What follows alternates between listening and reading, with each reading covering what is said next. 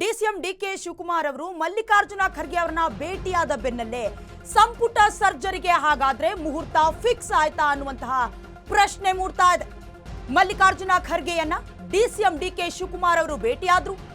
ಈ ಬೆನ್ನಲ್ಲೇ ಇದೀಗ ದೆಹಲಿಗೆ ಖರ್ಗೆ ನಿವಾಸದಲ್ಲಿ ಡಿಕೆಶಿ ಭೇಟಿಯನ್ನ ಮಾಡಿದ್ದಾರೆ.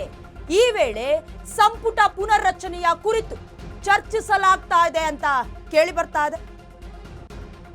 ಇಂದು ದೆಹಲಿಗೆ ಸಿದ್ದರಾಮಯ್ಯ ಅವರು ಕೂಡ ತೆರಳಲಿದ್ದಾರೆ.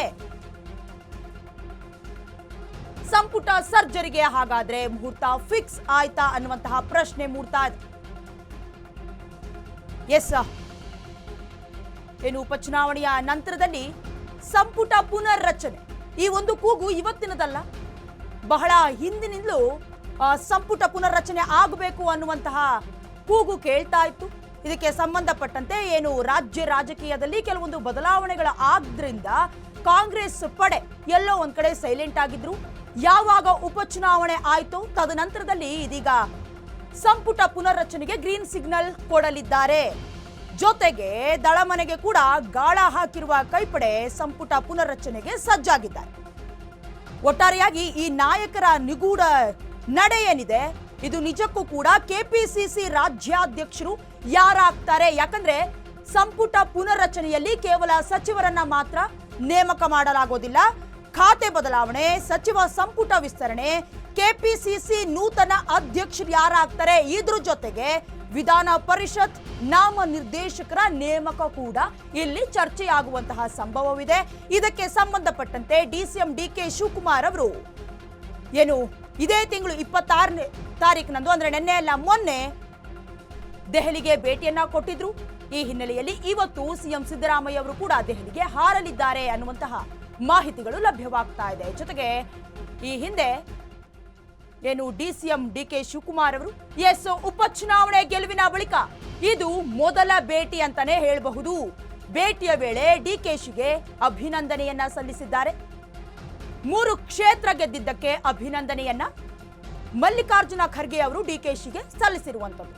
ನಿನ್ನೆ ಖರ್ಗೆ ಭೇಟಿ ಮಾಡಿದ್ರು ಡಿಸಿಎಂ ಡಿಕೆ ಶಿವಕುಮಾರ್ ಅವರು. ಖರ್ಗೆ ಭೇಟಿಯ ಬಳಿಕ ಡಿಕೆ ಶಿವಕುಮಾರ್ ಅವರು ರಾಂಚಿಗೆ ತೆರಳಿದ್ರು. ಇವತ್ತು ಹೇಮಂತ್ ಸೊರೇನ್ ಪದಗ್ರಹಣ ಕೂಡ ನಡೆಯಲಿದೆ. ಜಾರ್ಖಂಡ್ ಸಿಎಂ ಆಗಿ ಪದಗ್ರಹಣವನ್ನ ಸ್ವೀಕರಿಸಲಿದ್ದಾರೆ. ಹಾಗಾಗಿ ಇದರ ನಿಮಿತ್ತ ಡಿಕೆ ಶಿವಕುಮಾರ್ ಅವರು ರಾಂಚಿಗೆ ತೆರಳಲಿದ್ದಾರೆ. ಜಾರ್ಖಂಡ್ನ ಸಿಎಂ ಆಗಿ ಏನು ಹೇಮಂತ್ ಸೊರೇನ್ ಅವರು ಪದಗ್ರಹಣವನ್ನ ಮಾಡಲಿದ್ದಾರೆ. ಈ ನಿಮಿತ್ತ ಏನು 26ನೇ ತಾರೀಕು ಡಿಸಿಎಂ ಡಿಕೆ ಶಿವಕುಮಾರ್ ಅವರು ಹೈಕಮಾಂಡ್ ಅನ್ನ ಭೇಟಿಯಾಗೋದಕ್ಕೆ ಹೈಕಮಾಂಡ್ ಅಂಗಳಕ್ಕೆ ಬೀಡನ್ನ ಬಿಟ್ಟಿದ್ರು. ಜೊತೆಗೆ ಮಲ್ಲಿಕಾರ್ಜುನ ಖರ್ಗೆ ಅವರನ್ನ ಭೇಟಿ ಮಾಡಿದ್ರು. ತದನಂತರದಲ್ಲಿ ರಾಂಚಿಗೆ ಹೊರಟಿದ್ದಾರೆ.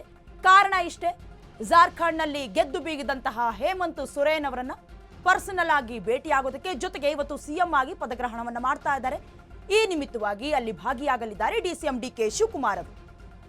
ಜೊತೆಗೆ ಶುಕ್ರವಾರ ನಡೆಯಲಿರುವಂತಹ ಕಾಂಗ್ರೆಸ್ ಕಾರ್ಯಕಾರಿ ಸಭೆಗೂ ಕೂಡ ಭಾಗವಹಿಸೋದಕ್ಕೆ ಸಿಎಂ ಸಿದ್ದರಾಮಯ್ಯ ಅವರು ತೆರಳಲಿದ್ದಾರೆ. ಈ ಒಂದು ಕಾರ್ಯಕಾರಿ ಸಭೆಗೆ ಡಿಸಿಎಂ ಡಿಕೆಶಿ ಅವರು ಕೂಡ ಹಾಜರಾಗುವ ಸಾಧ್ಯತೆ ಇದೆ. ಖಂಡಿತವಾಗ್ಲೂ ಹಾಜರಾಗ್ತಾರೆ. ಯಾಕಂದ್ರೆ ಉಪಚುನಾವಣೆಯ ನಂತರ ಅಂದ್ರೆ ಬೈ ಎಲೆಕ್ಷನ್ ನಂತರ ನಡೀತಾ ಇರುವ ಮೊದಲ ಸಭೆ ಇದು. ಸಂಪುಟ ವಿಸ್ತರಣೆ ಆಗಿರಬಹುದು, ಖಾತೆ ಬದಲಾವಣೆ ಆಗಿರಬಹುದು, ಕೆಪಿಸಿಸಿ ನೂತನ ಅಧ್ಯಕ್ಷರು ಹಾಗೆ ವಿಧಾನ ಪರಿಷತ್ನ ನಾಮನಿರ್ದೇಶಕರ ನೇಮಕ ಕೂಡ ಈ ಒಂದು ಹೈಕಮಾಂಡ್ನ ಭೇಟಿಯಲ್ಲಿ ನೆರವೇರುವಂತಹ ಚಾನ್ಸಸ್ ಇದೆ. ಈ ಹಿನ್ನೆಲೆಯಲ್ಲಿ ಡಿಕೆ ಶಿವಕುಮಾರ್ ಅವರು ಮೊನ್ನೆಯೇ ದೆಹಲಿಗೆ ತೆರಳಿದ್ರು. ಇವತ್ತು ಸಿಎಂ ಸಿದ್ದರಾಮಯ್ಯ ಅವರು ದೆಹಲಿಗೆ ಹೊರಟ್ರೆ ಡಿಕೆ ಶಿವಕುಮಾರ್ ಅವರು ದೆಹಲಿಯಿಂದ ರಾಂಚಿಗೆ ಹೊರಟಿದ್ದಾರೆ ಹೇಮಂತ್ ಸೊರೇನ್ ಅವರ ಪದಗ್ರಹಣದ ನಿಮಿತ್ತ.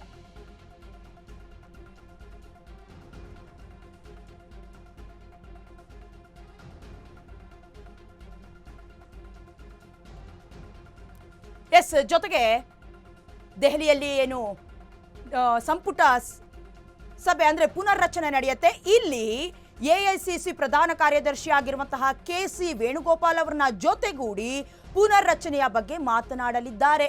ಅಂದ್ರೆ ಕುತೂಹಲ ಸೃಷ್ಟಿಯಾಗಿದೆ. ರಾಜ್ಯ ರಾಜಕೀಯದಲ್ಲಿ ಏನಾಗಬಹುದು, ಯಾರ್ಯಾರಿಗೆ ಕೋಕ್ ಕೊಡಲಾಗತ್ತೆ, ಯಾರನ್ನ ಸಚಿವ ಸಂಪುಟಕ್ಕೆ ಕರೆದುಕೊಳ್ಳಲಾಗತ್ತೆ, ಇದಕ್ಕೆ ಸಂಬಂಧಪಟ್ಟಂತೆ ಹಲವಾರು ಹೇಳಿಕೆಗಳನ್ನ ಕೂಡ ಕೊಟ್ಟಿದ್ದಾರೆ.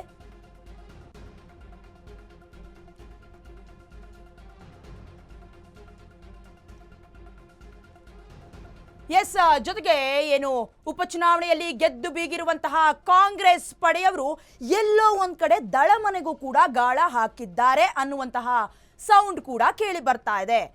ಹಾಗೆ ನವೆಂಬರ್ 26ನೇ ತಾರೀಕಿಗೆ DK ಶಿವಕುಮಾರ್ ಅವರು ಹೈಕಮಾಂಡ್ ಅಂಗಳಕ್ಕೆ ಬೀಡುಬಿಟ್ಟಿದ್ರು. ನಾಯಕರ ಈ ನಿಗೂಢವಾದ ನಡೆ ಎಲ್ರಿಗೂ ಕೂಡ ಕುತೂಹಲವನ್ನ ತಂದೊಡ್ಡಿತ್ತು. ಯಾಕಂತೇಳಿದ್ರೆ ಎಸ್, ರೇಸ್ನಲ್ಲಿ ಹಾಗಾದ್ರೆ ಯಾರ್ಯಾರು ಸಚಿವಾಲಯಕ್ಕೆ ಅಂದ್ರೆ ಸಚಿವ ಸಂಪುಟಕ್ಕೆ ಆಕಾಂಕ್ಷಿಗಳಿದ್ದಾರೆ ಅಂತ ನೋಡೋದಾದ್ರೆ BK ಹರಿಪ್ರಸಾದ್, ಅಶೋಕ್ ಪಠಾಣ್, ಬಸವರಾಜ್ ರಾಯರೆಡ್ಡಿ ಇವರೆಲ್ಲ ರೇಸ್ನಲ್ಲಿರುವಂತಹ ಸಚಿವರು. ಹಾಗಾದ್ರೆ ರೇಸ್ನಲ್ಲಿರುವಂತಹ ಮಹಂತೇಶ್ ಕೌಜಲಗಿ, ಅಜಯ್ ಸಿಂಗ್ ಇವರೆಲ್ಲರಿಗೂ ಕೂಡ ಸಚಿವ ಸಂಪುಟದಲ್ಲಿ ಸ್ಥಾನಮಾನವನ್ನ ಕೊಡ್ತಾರಾ? ಇದು ಯಕ್ಷ ಪ್ರಶ್ನೆ. ಜೊತೆಗೆ ವಿನಯ್ ಕುಲಕರ್ಣಿ, ಪ್ರಕಾಶ್ ಅಬ್ಬಯ್ಯ ಅವರು ಕೂಡ ರೇಸ್ನಲ್ಲಿರುವ ಸಚಿವಾಕಾಂಕ್ಷಿಗಳು ಅಂತ ಹೇಳಲಾಗ್ತಾ ಇದೆ. NA ಹ್ಯಾರಿಸ್, ಮಾಗಡಿಯ ಬಾಲಕೃಷ್ಣ ಅವರು ಕೂಡ ಸಚಿವ ಆಕಾಂಕ್ಷಿಗಳ ರೇಸ್ನಲ್ಲಿದ್ದಾರೆ. ಜೊತೆಗೆ ಯಾರಾಗ್ತಾರೆ ಸಚಿವ ಸಂಪುಟದಲ್ಲಿನ ಸಚಿವರು ಅನ್ನೋದ್ರಲ್ಲಿ ನರೇಂದ್ರ ಸ್ವಾಮಿ, ಶಿವಲಿಂಗೇಗೌಡರು ಕೂಡ ತಮ್ಮ ಹೆಸರನ್ನ ಗಿಟ್ಟಿಸಿಕೊಂಡಿದ್ದಾರೆ, ಹೆಸರಿನ ಲಿಸ್ಟ್ನಲ್ಲಿದ್ದಾರೆ. ಜೊತೆಯಲ್ಲಿ TB ಜಯಚಂದ್ರ, ತನ್ವೀರ್ ಸೇಠ್ ಅವರು ಕೂಡ ಈ ಒಂದು ರೇಸ್ನಲ್ಲಿ ತಮ್ಮ ಹೆಸರನ್ನ ಖಾತ್ರಿಗೊಳಿಸಿಕೊಂಡಿರೋದು ಗೊತ್ತಾಗ್ತಾ ಇದೆ. ಹಾಗೆ BR ಪಾಟೀಲ್, ಪುಟ್ಟರಂಗ ಶೆಟ್ಟಿ ಅವರು ಕೂಡ ಏನಾದರೂ ಖಾತೆ ಬದಲಾವಣೆ ಆದ್ರೆ ಅಥವಾ ಸಚಿವ ಸಂಪುಟವನ್ನ ವಿಸ್ತರಣೆ ಮಾಡಿದ್ರೆ ಅವರು ಕೂಡ ರೇಸ್ನಲ್ಲಿ ಇದ್ದಾರೆ. ಜೊತೆಗೆ ವಿಜಯಾನಂದ ಕಾಶಪ್ಪನವರು ಕೂಡ ಈ ರೇಸ್ನಲ್ಲಿ ತಮ್ಮ ಸ್ಥಾನವನ್ನ ಕಾಯ್ದಿರಿಸಿಕೊಂಡಿರುವಂಥದ್ದು ಗೊತ್ತಾಗ್ತಾ ಇದೆ.